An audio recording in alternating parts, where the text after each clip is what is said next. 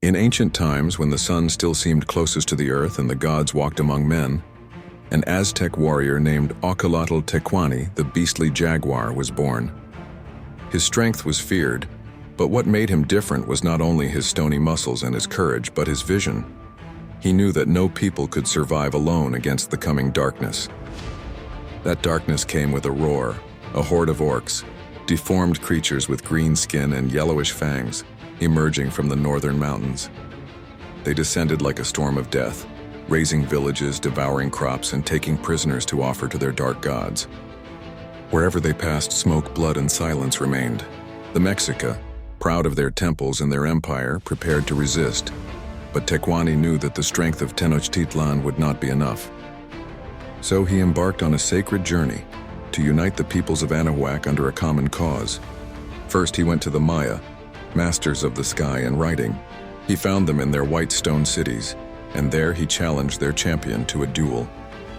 After defeating him with honor, he spoke of the common threat. If we fall divided, the orcs will drink our blood.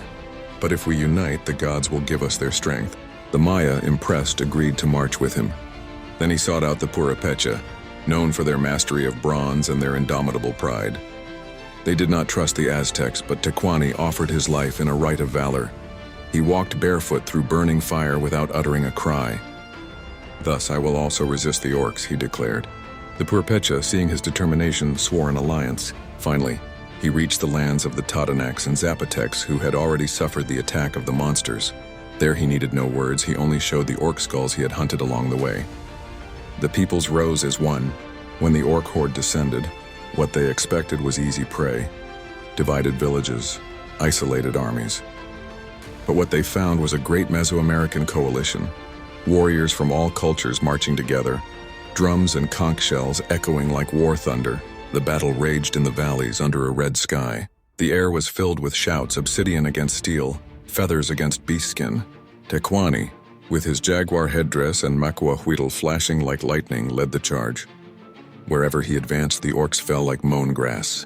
In the end, the orcs were defeated, their leader beheaded in the middle of the battlefield.